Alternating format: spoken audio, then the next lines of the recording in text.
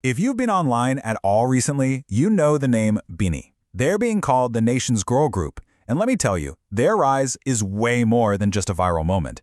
It's a full-blown phenomenon, and it's literally reshaping the music industry. I mean, you've definitely heard the song. Their anthem, Pantropiko, was the sound of the summer. It was absolutely everywhere, impossible to escape. And of course, you've seen the viral dance. That thing exploded on TikTok, sparking challenges that went way beyond the Philippines. We're talking global. But here's the real question. What's the secret sauce? Why them? Why is this all happening right now? Well, that's what we're going to break down. Okay, let's start with the hard facts, because the numbers BINI are putting up are they're undeniable. They really prove the group's commercial power. So, first up, get this. They became the very first Filipino act in history to hit #1 on Spotify Philippines' daily top artist chart. To give you some perspective, that means they beat out global giants like Taylor Swift on their own home turf. That's huge. And it wasn't a fluke, not at all.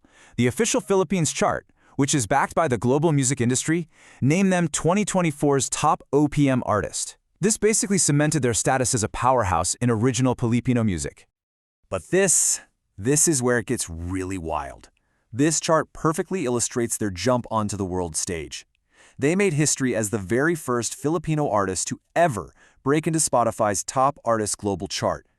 It just goes to show you that there is a massive, hungry global audience for Filipino music. So the numbers are insane, right? But their impact goes so much deeper than the charts. They're actually cultural forces, and they're actively reshaping the whole narrative around what it means to be a modern Filipina. So their name comes from the word Binibini, which traditionally means young lady. You know, it's associated with ideas of grace and modesty. But BINI, they're challenging that. They're evolving it. They represent a modern version, someone who's fierce, independent, talented, and totally informed. And this quote from the group just hits so hard. It's central to their whole message. It's about helping women see their full worth and potential, refusing to be limited by old school expectations. You know, a massive part of their appeal is just how authentic they are. There's this whole phenomenon online called BINI Core, which is just clips of them being their unfiltered, real, sometimes goofy selves. That blend of being super polished performers and also being genuinely relatable, that is a huge key to their success. Now let's talk about the music itself, because this is where they are truly changing the game. They are proving that P-pop can be authentically Filipino and, at the very same time, be internationally competitive. You might hear people describe their sound as bubblegum or teen pop, but honestly, they refuse to be put in a box. They're exploring everything: R&B, hip-hop, even some pretty experimental sounds. It just shows how incredibly versatile they are as artists. Their entire approach is a perfect example of something called cultural hybridity. So what does that mean? Well, they've taken the intense, rigorous training methods you see in global pop systems, like K-pop, but they consciously mix in their own distinct Filipino identity into everything they do. So this is basically their winning formula. First, you adopt that tough global training.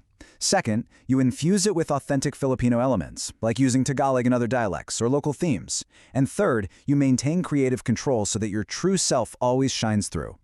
And this unique identity hasn't just won them a ton of fans, it has turned them into these really powerful ambassadors for Filipino culture on the world stage.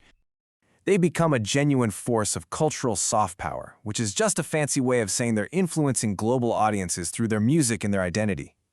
Their success isn't just their own. It's blowing the doors wide open for the entire P-pop genre. And you better believe the big brands have taken notice. It's no coincidence that as BINI is out there redefining modern womanhood, huge companies from Maybelline to Samsung see them as the direct pipeline to Gen Z, a market that really values that exact same message of empowerment. I mean, their influence is cemented in the real world. They sold out multiple dates for their Biniverse concerts, and then they went and performed at massive international events like KCON in LA. They are absolutely world-class pioneers. So when you boil it all down, the crucial point is this. BINI's success comes from a powerful combination.